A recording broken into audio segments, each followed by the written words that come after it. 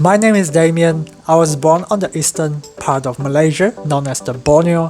I moved to Melbourne, Australia when I was 15, and then I moved to Auckland, New Zealand when I was 19, where I've been calling home for the past 8 years. Travel and aviation has always been a big part of my life, and being so fortunate to be able to train to become a professional pilot and also be able to venture solo and travel around the world exploring has been such a privilege.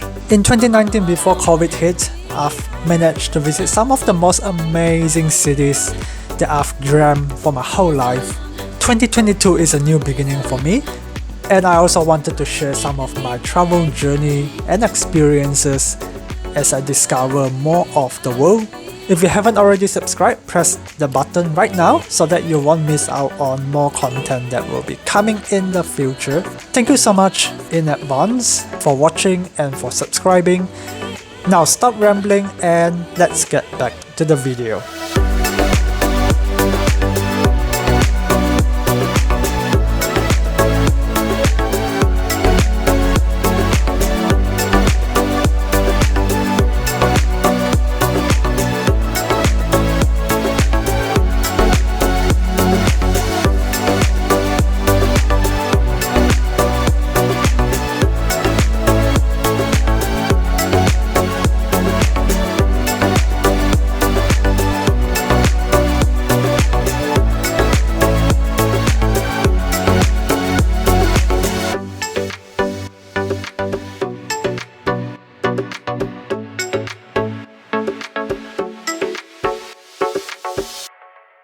Arriving 45 minutes prior to check-in closes, there was a long line of people queuing up and only 2 staff checking in.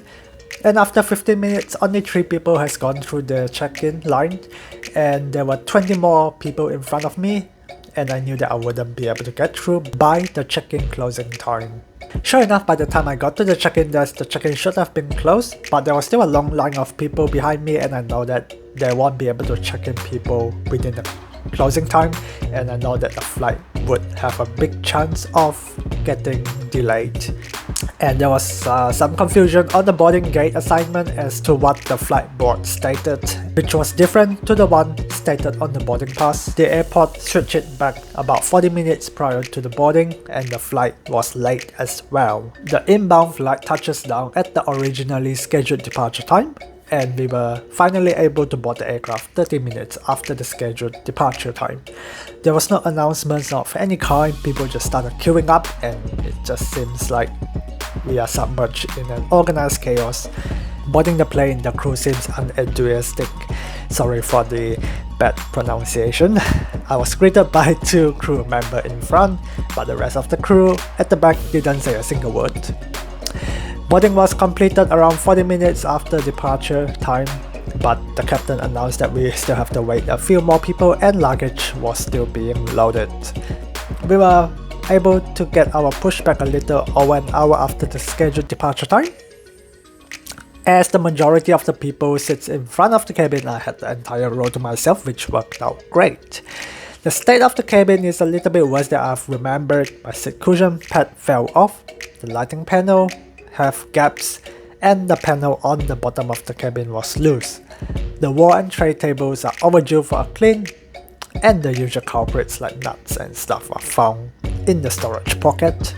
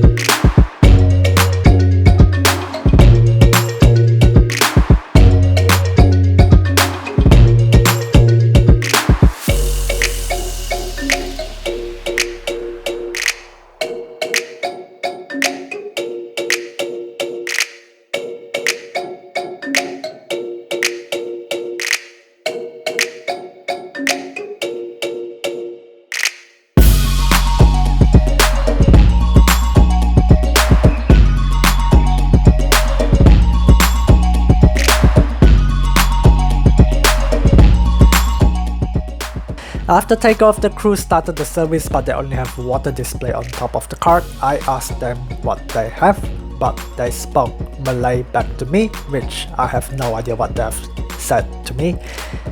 For a multilingual country, I expect them to be able to conversate in English. For a flight that is this long, there's usually a meal service as well, but it doesn't seem like the case here, as it doesn't seem like they've stocked up anything apart from a couple of drinks. For a shorter flight, I've had a full meal service, so I wasn't sure if this is a cut-in service or cost saving, or they just didn't bother to stock up the aircraft at all. The entertainment unit didn't work. I don't remember if they have it on my last flight, but it was completely switched off, so there was no power, which means no charging. There's no individual power point under the seat, so my power bank saved me from a dead phone. The recline of the seat is fairly decent for economy. Adding the ability to stretch across 3 seats is definitely an excellent way to fly.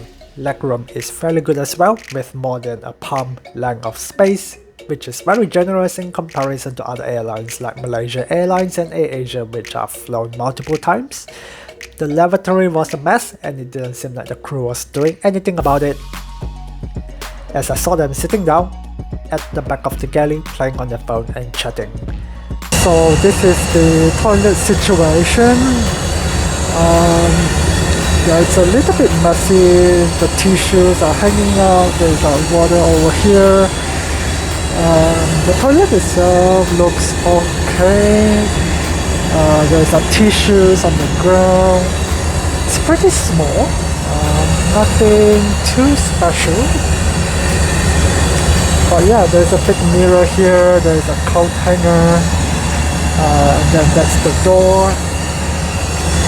Yeah, so there's nothing too special over here. They definitely could keep it a bit cleaner.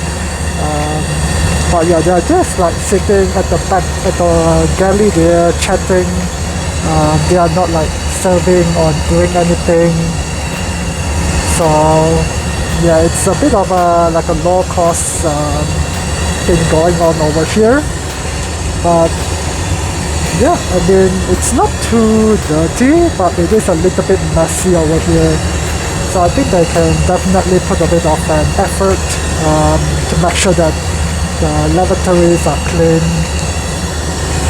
But yeah, that's the situation we have over here. I think we probably might start the descent in about maybe 15-20 minutes. So yeah, I'm going to do my business. While they have some time to relax, it shouldn't be like that for 90% of the flight. There's probably a lot they could do to enhance the passenger experience. I guess partly also due to the airline's fault for not giving them any duty to perform, such as providing a meal service. If Malindo is able to train the crew well, provide proper maintenance and care within the cabin, and give better passenger experience in combination of their existing hard product, I don't see why they cannot be successful in this route and also overtake as a leading carrier in this sector. I may still fly Malindo Air for the comfort and the price if it's right, but I will definitely be bringing my own food and entertainment on board my next flight.